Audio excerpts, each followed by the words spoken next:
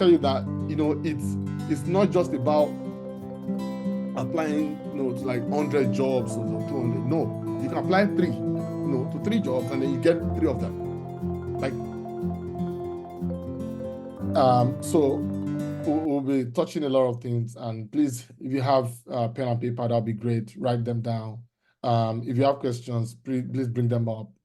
Most of the things will be from a practical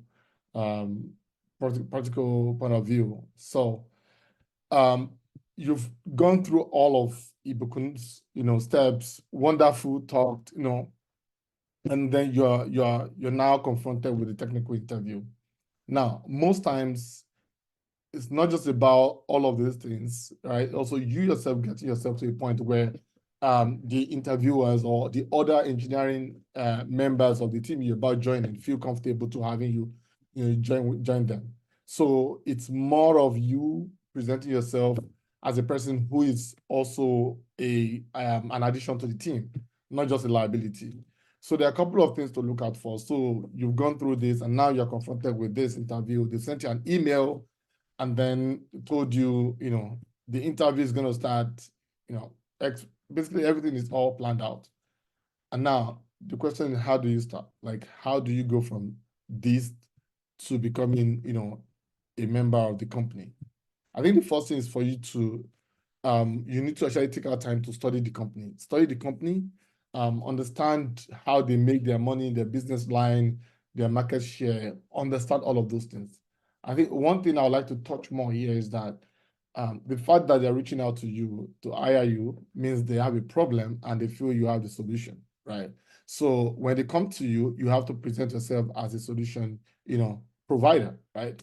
They have the problem. If they don't have a problem, trust me, they won't come for you. So it's purely business. So if they have a problem, they think you have the solution, and you need to convince them that you have it. The first, having gone through all of those processes, I think to a large extent, they believe you probably will have it. Now, it goes further when you're put on the spot to answer technical questions. How you excel will now determine if they are correct or not. And again, like I said, when you are given, like, you've been scheduled for a meeting or for a technical session, take your time, do research, know the company, like how they make their money. Like I said, their competitors, the market they're playing in, how they make their money, the challenges. Read through all of those things. It's even more important because for interviews, there are 2 main stages, maybe 3. There's normal technical session, which is writing code and solving problems, and there's another session where you actually go through culture fit, and they ask you questions. They want to see how much you vibe. They want to see if you go in line with the company values and the likes. And the things they want to hear are things that resonate, like they can really, really, relate with. So, and the fact that you've researched, their entire industry, it means that you guys will be on the same, frequency. But if you don't know what they do at all, and then, you're on the call, and they're talking about things in their area, and you're not able to actually contribute, it looks like, man, this guy, either you don't know what you're doing, or you're not interested in the role, or different things. And during interviews, as much as you are presenting yourself as a worthy candidate, the interviewers are actually looking at key points and signals. They are more interested in signals. They note every signal, like everything is a signal. If you talk too slow, it could be a positive signal, it could be a negative signal. If you're too fast, if you're incoherent, if you can't put all your thoughts together before you present them, these are signals. So you have to watch out for all of those things. So the number one thing I mentioned is for you to take your time, study the company, understand what they do, and ensure that you have all of those things prepared as notes. Go over them several times, understand exactly what it is, so that when you get on the call, you can also vibe with them. Interestingly, sometimes you get on the call and they're like jokes, and some recruiters are very kind of friendly. They want to talk about happenings within their industry, and you should be able to kind of get yourself in. It could be one of those tests. So you have to be able to align with them at that point. The second step will be check reviews from different, sites where previous interviewers, people who have interviewed in this company could have dropped reviews. So Glassdoor, at different places. And what happened is that sometimes they tell you, oh, yeah, I got this, interview task and, it's not so great. It's great. They give you all of those things you want to see. They tell you, if they're friendly, you get, at least it's a way to get closer, to the company, because someone has gone through the process and now they're out here, they're saying it as it is. So they want to tell you about, oh yeah, it was a great interview, super friendly. I was given 2 tasks. This was about this and that, all of those hints as much as possible, because it's not just about, burying your head into books and trying to write all the codes or prepare for the interview. It's also how widely researched, right? You don't want to be caught off guard. You don't want to be caught like without proper information. So that is very helpful. If you do that, you probably get more. It's more of an advantage to you than not. So that is one thing to do, and that's step 2, right? If you could write, please do. Step 3 is prepare well for various levels. So your interviewer will instruct, they'll tell you, the recruiter will tell you, the stages of the interview. Like they tell you have 4 stages to go, you have 5 stages, or number of steps and all of those things. But from the beginning, also they tell you how many interviews you have to do and what they expect from each of the sessions. So you have to prepare for everything, both technical and non-technical. Most engineers excel at technical interviews because they spent the last 6, 7 months, 8 months preparing for this interview. They just want to go there, kill the code. And they go through all of those, but they fail the non-technical interviews. And sometimes the non-technical interviews are even more important than even technical interviews, because when the technical interviews don't really evaluate, it's just for them to see how you reason. Like, it doesn't really tell who you are. The non-technical interview kind of reflect the person you are, because there could be some probing questions that will kind of bring out the kind of person you are, what you present yourself to be. So I think the non-technical interview are even technical in a way, because it's not technical, but they are technical questions because they can give a technical knockout. So most times when we downplay non-technical interview, yeah, I've gone through all the algorithm and the likes, and now just to go there and talk. And trust me, the guys that are coming to interview are probably psychologists, the guys who can almost read minds. So you are going there with people who are very close to being wizard or witches. They want to see, they're giving you questions, you're presenting answers, they're kind of putting that on a calibration and say, okay, is this red? Is it green? Things like that. So prepare for all the interviews, both the technical ones and the non-technical. Now, how do you prepare for the technical ones? First of all, technical ones are, it comes in different forms. Whatever, when you apply to a job, you should know what you expect. For example, you apply to be a mobile developer, or to backend developer, or a full stack developer. Don't just throw the word out there. Like, don't just try to apply. Again, don't make any mistake applying to any job you see. Don't just keep applying because you're desperate. Don't. Like, it's going to increase your frustration and then make you feel inferior, right? So, and it's going to kill your self-esteem. Don't apply. Read the job description properly. If it sits with you, if that's what you can do, if you don't have enough skill to knock all the points in the job description, note them down, create them as goal, learning path, and do that. And come back the next 1 year or 6 months, it depends, right? Self-evaluate yourself before applying for interviews. Don't just for jobs. Don't just apply and then hope that you're lucky. Trust me, luck, I believe luck doesn't exist. When people tell me I'm lucky, no. If you are prepared and the opportunity comes, then people say you're lucky, right? If opportunity comes and you're not prepared for it, then you miss out, right? So I don't believe in luck. I believe you prepare for it, you go for it, and with the grace of God, you get it, right? So being lucky is a cheap way to kind of gloss over the important things. So don't just apply or wing it and hope that this is not spot bet. Like, this is not, Baba Jebo or whatever. Look at the job description, know exactly what they want. Can I fit into this role? If yes, go for it and kill it. That's it. And I'll give you an example. When I was changing job, I was okay. I mean, what should I go for? Where should I go? And I had 4 different offers. I was confused. I didn't know which one to go for. Like, and this was around the same time where it was pretty difficult to get a role. But I had 4. I was confused. The one I signed while I was signing my contract, and I got a call from an HR of the company that I had their contract sitting in my house. And I showed my CTO, I mean, I was signing a contract. I showed him, this is another HR of another company calling me. So just to tell you that, it's not just about applying, to like 100 jobs or 200. No, you can apply 3, to 3 jobs, and then you get 3 of them. Like I'm giving it for free. Like go for 3, kill them, and you get. When I interviewed at Tesla, it was a single chance. I went in, all my interview 5 stages cleared all through. So it's more of being technical about these things, not just follow the bandwagon of you just okay, let's clog their system. There are automated systems that will filter these things out, and sometimes they blacklist you as a spammer, and you see that you keep applying. Unfortunately, they all share. It's a global, like there's a global knowledge space where this kind of co-share knowledge. Your emails is blacklisted as bought somewhere, and you keep sending emails, and it never filters through, right? You keep applying for jobs, and then already those things are stuck somewhere. They don't even get to the people that matter, right? But you will feel like, wow, I've been applying, I'm not getting feedback. They're not seeing it.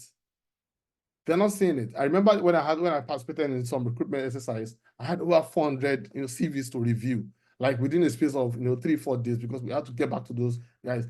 So the thing is, we had their system in place to take out this burden, right? So sometimes your CVs don't even go through at all because you've been listed as spamming. You spam, you apply for 5 roles, the same company, the same CV, the same everything the same. It's more like spamming.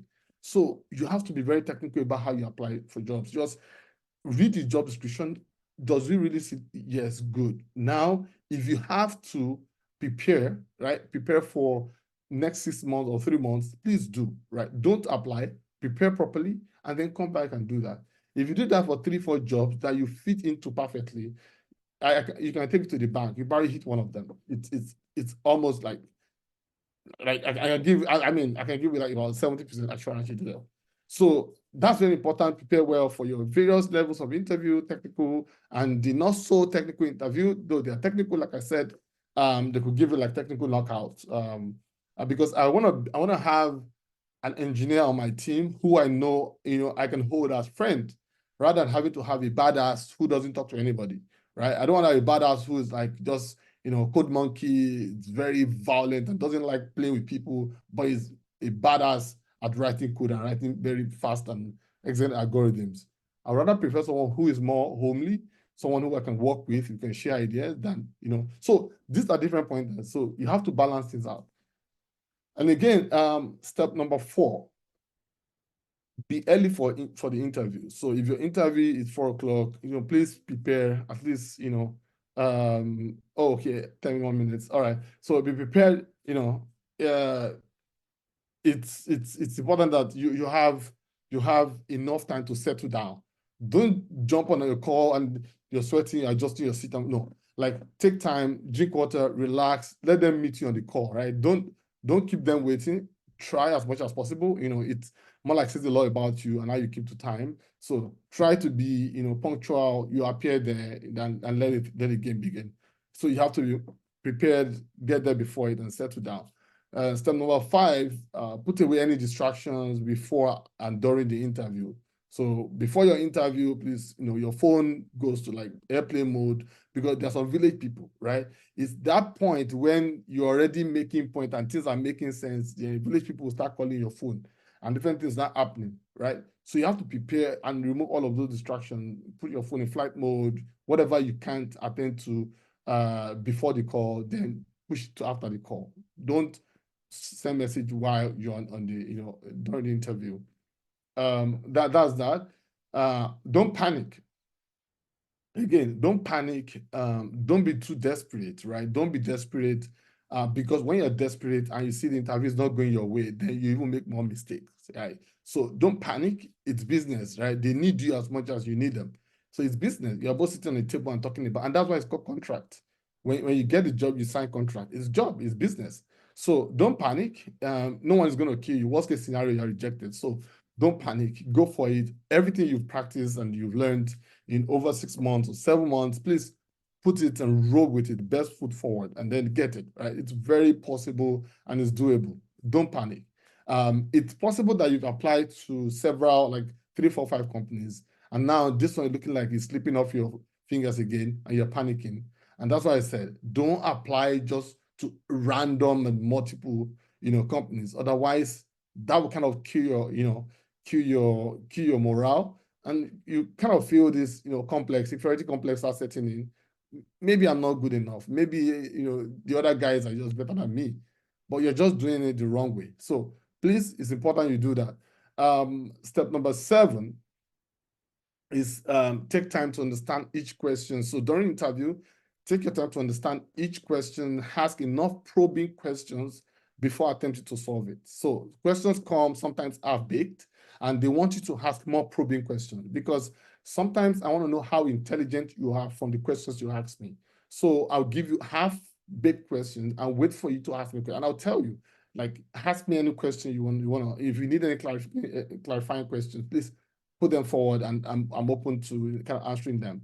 And that itself is another interviewing technique. Like, I want to be sure when we engage ourselves during when you finally get employed and we're talking, just discussing stuff, I want to be sure you can participate in meaningful conversations, right? You can vibe with me. So sometimes I intentionally withdraw some information, right? And then give you a question, and then, okay, yeah, if you have any question, please answer. And some people are so, oh, no, I've seen the question before, I can just jump.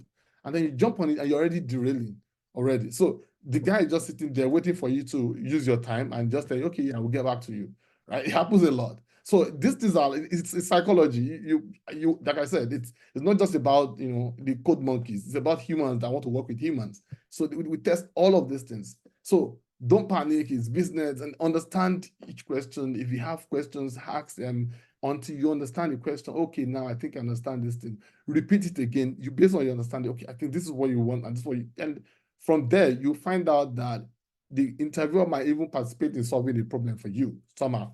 So you have to be very smart about it.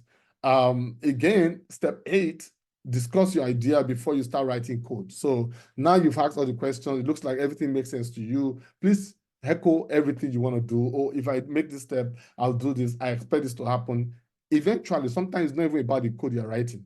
Actually, it's not about the code you're writing. You're communicating, you're selling you're basically projecting how intelligent you are. You're talking to them, your considerations, your thoughts. I'm more interested in your thought pattern, like in your problem solving, abilities, rather than having to see you write code right there. I've been on an interview where someone who had like 11 years experience, and then given a simple, coding challenge, he wanted to search Google, and he wanted to go offline so that the video call, I didn't know what I was trying to do, but I don't know, they ended up switching off the Wi-Fi of the computer. We're sharing screen, things like that. So you don't have to go that far. It's nasty. This thing can be done. You can do it. You can go for the job. You can hit it. You can get it. So please try to understand. Echo. Talk to the person. Eventually, that's a future team member at some point. So there's nobody's higher than you. The table is flat. It's on this other side. You're here. Talk about it. Don't look at that person is not your boss. You guys will be colleagues if you just project your ideas and project your thought process. And then again, step number 9, ask for help if need be. So if you need help, if you are stuck with something, don't try to just wing it. Sometimes don't low for one because it won't work, right? You have to kind of, if you need help, I think I'm stuck with this. For example, a question like something seems off. I don't think, and I'm not saying it. Do you think? Are you seeing anything? Like things like that? It makes you bring the interviewer closer to you rather than having to keep them on the other side of the table, and you're here. It's more like ping pong. You bring them closer to the table to the point. I think you miss there's a semicolon missing there. Oh, thank you for that. That is natural. Like keep the interview very almost informal, but like that's how it should be, not something too like robotic, so to say. Step 10, communicate your thought process as you walk through the problem. So that I think I mentioned earlier. So as you walk through the problem, sorry, they don't understand you. They don't know what you're doing. They don't know what you're thinking if you don't say it, right? If you don't communicate it, they won't understand it. So as you're walking through it, you're discussing it. If for any reason you're missing your steps because you're communicating it, sometimes they judge you by what your intentions, right? What you intended to achieve, which kind of gives me an idea of your intuition rather than having to look at what you're solving. So if, for example, your intuition is correct, and I say your attempt, the way you think about the problem is right, but probably on that call right there during the interview, you just can't get it right. Is another thing. So I look at it from both ways. Like your intuition is correct, your questions are correct, the way things are going are correct, but the interview is just not working for you. A few things could be responsible. It could be just you kind of, you're on the call, you're afraid and things like that. And it could just be also that it's just a bad day generally. So you have to project it and let them have a feel of who you are. And the last one is ask for feedback. Again, I think as said by the previous speaker, ask for feedback, get that feedback. The feedback is for you to actually now become the interviewer. Right now, you flip the table and ask them questions that give you an idea of where you are. Gauge yourself to know if you are in or out. You can do that by asking questions. Sometimes interviewers will try to hide it and yeah, it is like that. It's fine, but at least ask the question and try to get feedback. And again, you can say, oh, it looks like I think I did this. I think it's cool, but yeah, I would love to have a feedback to see if there are things I should improve next time. Like, it doesn't mean you have failed, but just that you see someone who is feedback driven. Like, these are pointers, like I said, interviews are not just technical alone. They are so-called not technical, but also technical. So I think all of these steps having prepared well, and this doesn't remove the fact that you have to sit down and study and know how to write code and know how to solve problems very efficiently. But aside all of these things, following these steps, I think will help you a lot, to landing, your dream job. I think that will be my time. If you have any questions, please bring them up. I'll be more than willing to answer them. Thank you very much, sir. Thank you. We're still waiting for your questions, please. But I do have a couple of questions, especially for people that are probably in first, second year. So maybe I'll just give some context. So before now, what I do is that I usually attend interviews at the end of every year. I don't wait till I'm in desperate need of a job or probably they are laying off. Then I just wake up, I can't access my email. They now say I'm no longer needed. Then I'll now starting from the beginning. So usually I try to do interviews every year, and that was what helped me to have an idea of what is expected from especially remote jobs, international companies, how the interview process is like. So for the purpose of people that are probably just having 1 or 2 years experience, they don't really understand what technical interviews are. Do you have probably maybe you want to take some time to explain how those technical interviews can come? Like for example, I know that for the backend engineers, they usually ask them to probably share their screen. They give you a task, an algorithm task, or maybe or it's a take home assignment. They can send you a mail. Okay, number one, try to come up with an API or consume this API or something like that, and then share I'm wondering if you can just maybe give us example of how these technical interviews can come, take home assignments, share your screen. So I've had instances where they just ask you to open a notepad. Notepad is different from IDE now. So they're expecting that can you write a code without the help and suggestions of the ID? Like, so if you can take some time to just explain how the diverse kinds of technical interviews, how they can come, especially for the different fields. We have so many people in QA, people in product design, people in back end, mobile, full stack, front end. So maybe if you can do that within two. Okay. Yeah, thank you. So like you said, they can come in different forms, and it depends on the role and also the company, right? Some companies will rather give you take home, and when you see take home, please note that it possibly means that there are multiple people in the pipeline. So, and then want to see like very primary indicators and just kind of screen this through and know who to put in the pipeline for a proper interview. So when you're writing it, please put your best foot forward. So this is a set of tasks you're given to kind of take your home, whatever, to work on them, and then you submit them. or you share like a public GitHub repo, and then someone goes there to review it, and then they tell you if you are successful or not. That's basically what that is. So you're supposed to work on those tasks, and usually they're simple, very simple. And those simple ones you have to be very, very watchful because they're not so simple. And like I said, there are various things to look at, how you structure your code, your object of, basic computer, programming principles, your understanding of object-oriented programming or functional programming. All of this will reflect, do you understand BDD or TDD, how you write tests and the likes. And if you're given a take-home assignment, don't submit with that test. Just for don't submit it without unit testing. Don't even try. Like when you do it, just write your test, and then yeah, that's one thing to look out for. Then in terms of the other side of it, where you actually put on the spot and you have to share your screen or you're told to share a notepad, that itself is sometimes comes like second stage of take home, and then it's more like, okay, you're now actively taking people's time, developers' time, and then you're giving a simple task. For example, I could tell you to write, a simple function to find the quadratic, more like implement the quadratic equation formula, and then you just have to write that in whatever language you choose. And these are like very basic ones that you want to test how you think, how you write your code, and how you can represent your thought in code. So these are two sides. One, on the spot, they're looking at your screen. You can talk to them. That's one. Then the other one is take home where you do it and submit the GitHub link. Okay. Okay, thank you. Before I go to other questions, so I still have another question. What are the common mistakes? Okay, I think you've mentioned a couple of mistakes that you've. Okay, yes. So let's just go ahead to read some of the questions here before I go to other questions. So someone says, how can a developer master DSA for technical interviews? By the way, maybe you can start with the full meaning of DSA. Yeah, the data structure and algorithm. Okay. Yeah, data structure and algorithm. So yeah.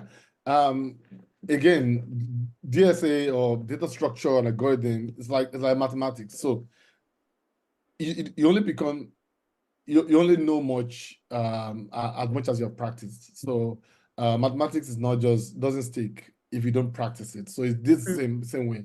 So DSA is more like you choose an aspect of DSA, if it's like whatever, there are resources, lead code, different things will help you out, but you have to practice several hours. And also you have to kind of, again, change the way you think about problems. I think that's one of the key things if you want to solve algorithm. First thing is when you see a question, don't jump at it. The first few lines could be trap. The last line could be more, could tell you more about what to do. So understand it properly and then understand exactly what is applicable. So if, for example, if you have a question that requires that you sort the array, for example, before transversing, and you don't sort and you transverse, then your solution becomes more complex. So usually when you know exactly what principle to apply to any DSA task, you can solve it in few steps. But if you don't know, right? If you don't know your depth first, your breadth first algorithm, you wouldn't know anything. You just keep going around the circle. So, and that's why you have to practice, practice, and practice. That's the only way I can tell you. Read books or practice as well. Okay. Okay, thank you very much. So, regarding a take-home a technical assignment or assessment, David here is asking, in what way can we portray intelligence? Because of course you are doing it from home. You said engineers should add unit tests. So, is there any other way you feel that you can portray intelligence in your solution? So for me, if I give you a take-home assignment to do, one thing is I believe someone else did it. First of all, like that's where I think. So I would think someone else did it. So I don't usually judge on that. But again, even if the person that did it for you did a bad job, that shuts the door because it means people around you don't even know what they're doing. Like I'm just telling you the way I think about it. So things you need to look out for, apart from the test, is how you structure your code, right? How you structure your code, inline comment to explain your thought. Don't forget the guy reviewing it you're not there to tell him what this function means. You're naming conventions,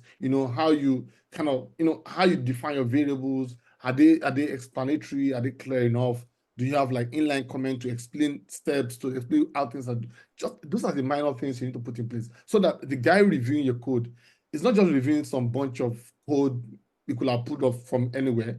The code itself is speaking back to the guy. For example, saying, oh, you have to define, so this function would do so take this as input and this as output, and you write the function, and within the function you put, so already is reading your code and the code is speaking back, because those lines you put there, they are your own words, right? It's like you write something down. When I read it, because I have your picture in my head, it looks as if you're speaking to me, right? That's how it looks. So you have to kind of put comment in your code, arrange it properly, ensure things are properly done. Sometimes you probably have to solve all the required problems, but ensure you solve about a good number of them, and then but do it properly, right? That's it, and write tests. Okay, Okay.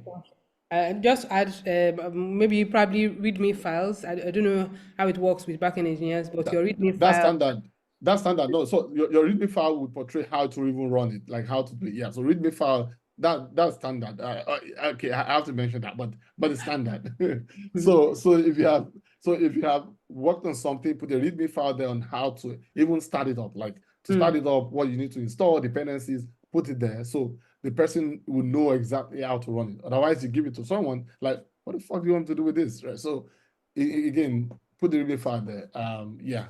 So thanks for catching that. But yeah, pretty standard if I may say. Yeah. Okay, thank you, sir. So someone says, please, can you explain how to negotiate salary review when the recruiter is trying to lower the salary range that was advertised? Let me see. Usually I don't actually negotiate it. They by themselves will start bumping up the numbers. And I know what I'm saying. Like this happened 2 times. I think if the recruiter is just representing the company at that moment in time, but he or she is not around, right? You want to get the best number to present to the team. And sometimes they already have defined bars. And if the recruiter really feel like, I think you can get in if you can lower your salary. Maybe sometimes that could be what they're trying to do.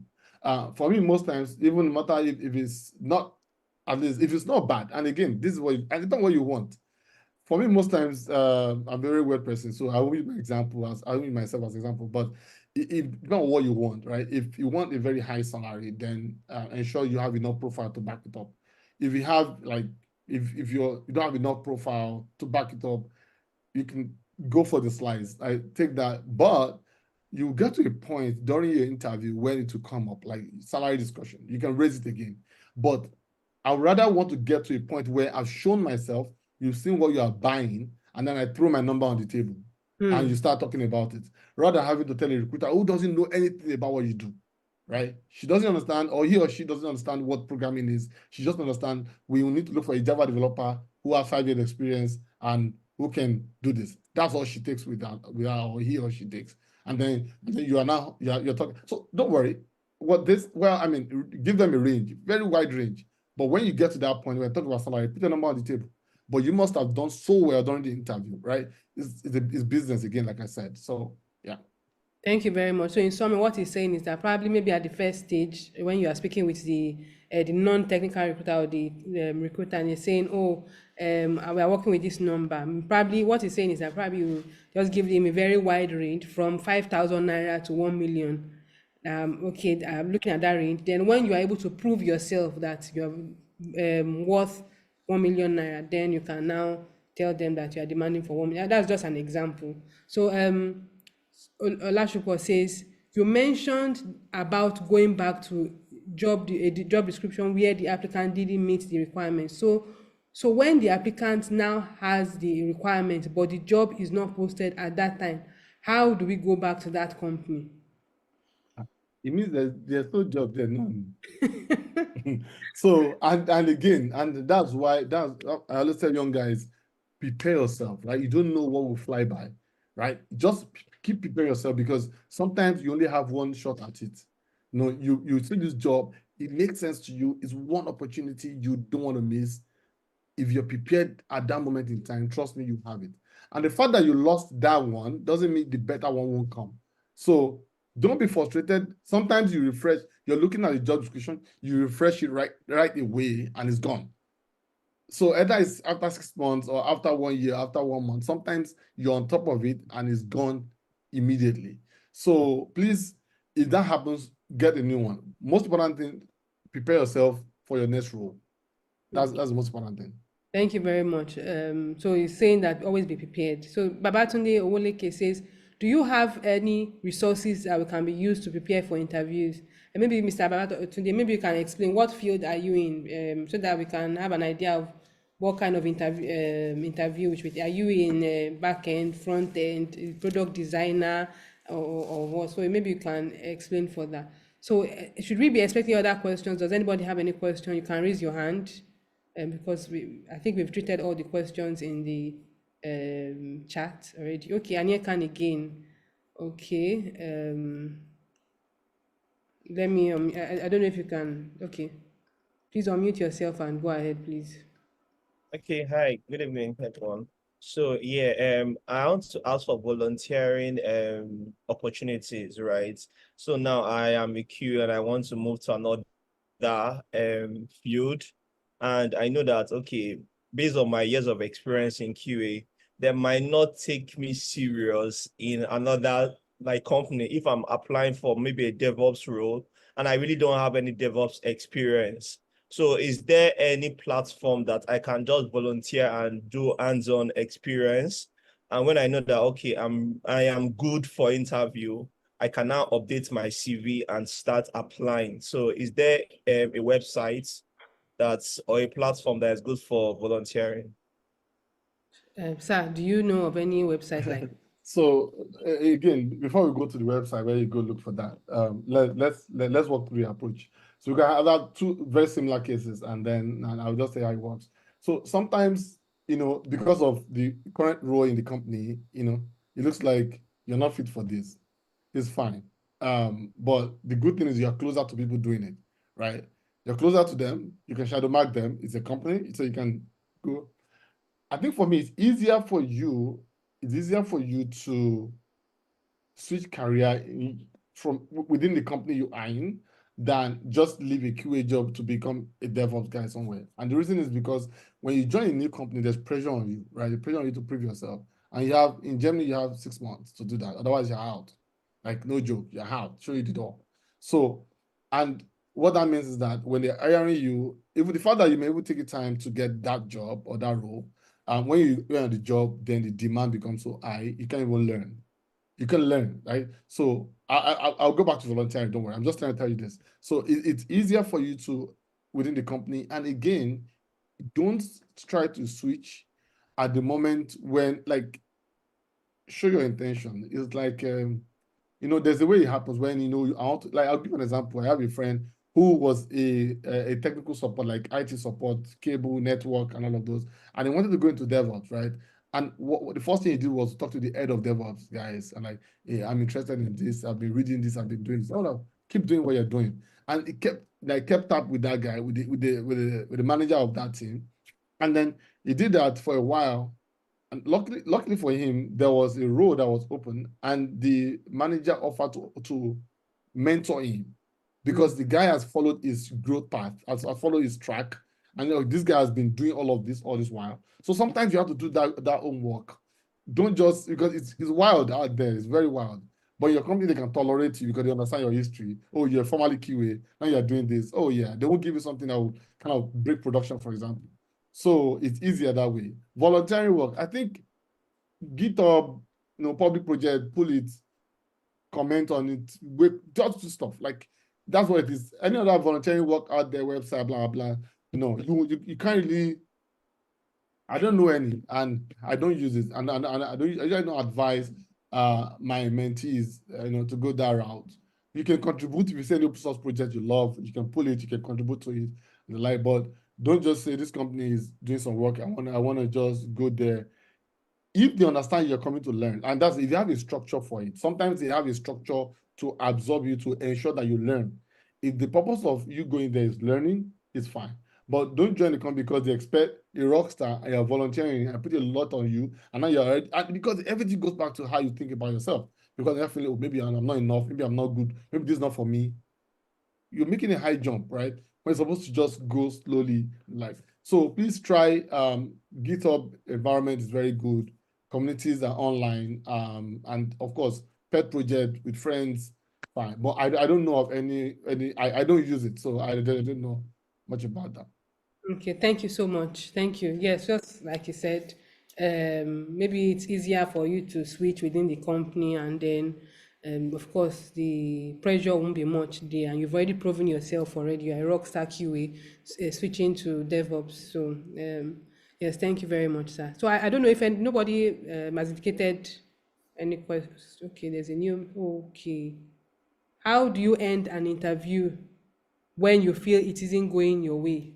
You wait for them to end it. Okay. Oh, someone sent me a message that how do you end an interview when you feel it isn't going your way? Yeah, so it's I Just have, mean, again, there's always this second chance. If you know it's not going your way, one, like I said, don't act too desperate. Don't act desperate. Be calm about it. I think it would be nice for you to kind of, you know, there'll be a window for you to ask questions. Tell you, do you have any questions for us? And that's your shot.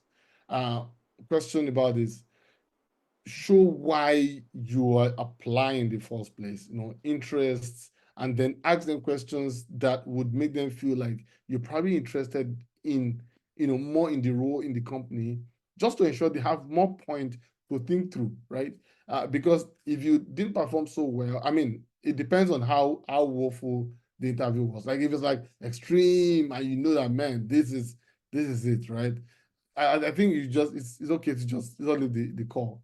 But if it's like, okay, you're not sure, but you feel that it's not good enough, please, that moment in time when they ask you if you have questions for us or any comment, any feedback about this, try to sneak in your pitch, sell yourself at that moment in time.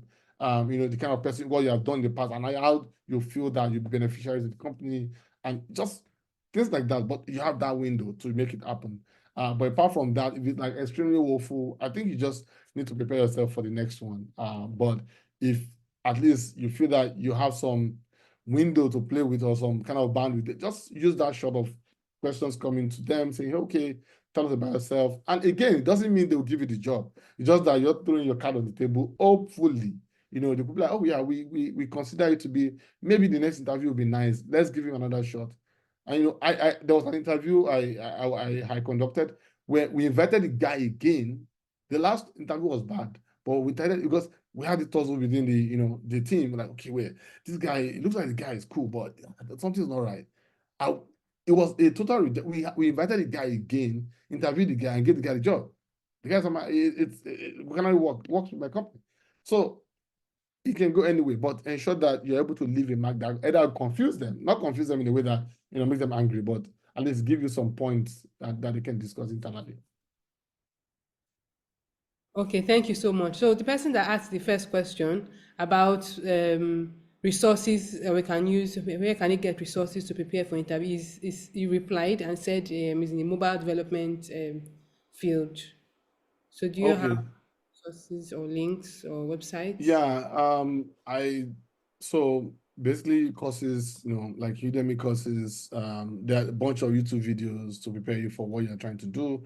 I would say that if you're skillful enough, like you've done a bit of stuff, and I think it's more of because mobile development interview, right? The thing about interviews, and let me make this clear, there is no one template fit all. What you're applying for in the company will determine how you're interviewed. So if, for example, we need someone to handle our mobile app for a particular experience that we think we don't have currently in the company, then we tailor that in that direction. So what I'm looking for is someone who understands some basic concepts, in this technology space that we're. So when I'm interviewing, I want to be sure you can. When I ask questions that I think they are basic and core to this technology, you can answer those things. So courses on Udemy will go a long way. Watching YouTube videos that explain these core concepts, And again, when you're learning a new programming language or you're learning this thing called tech, please buy books. Use your money, go and buy books and read. When you need to learn specific concepts and specific things, you can watch videos. This is a fact. Use your money, buy books, either soft or hard copy. I prefer hard copy. Buy books to read. And then if you need to learn specific things, for example, you want to know about Redux, then go to YouTube video. Then you watch it. That will give you a head start.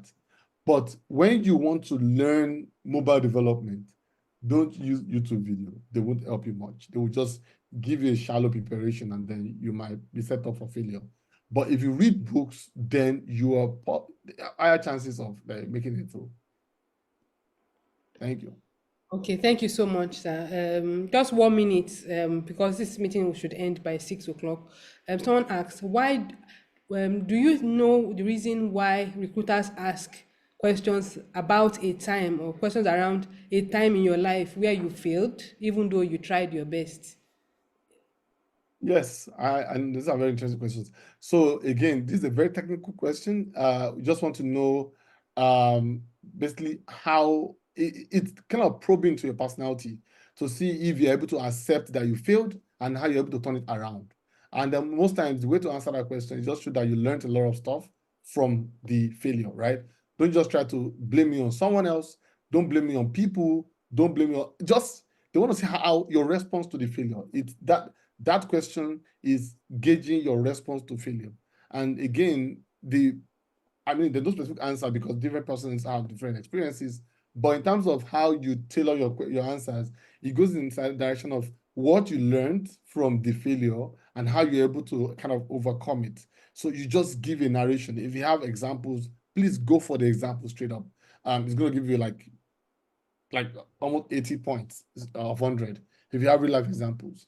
But don't try to blame someone else. Don't try to blame a team lead. Some people go into talking about their team lead who doesn't like them, who is a racist, who is this and that. Trust me, no one is that at that interview because you're not in a court. Like no, even when you're correct, nobody will tell you're correct.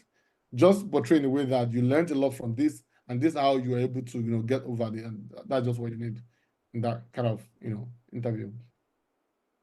Okay, thank you so much, sir. Thank you very much. Yeah, welcome. Yes, so we have gradually come to the end of this event.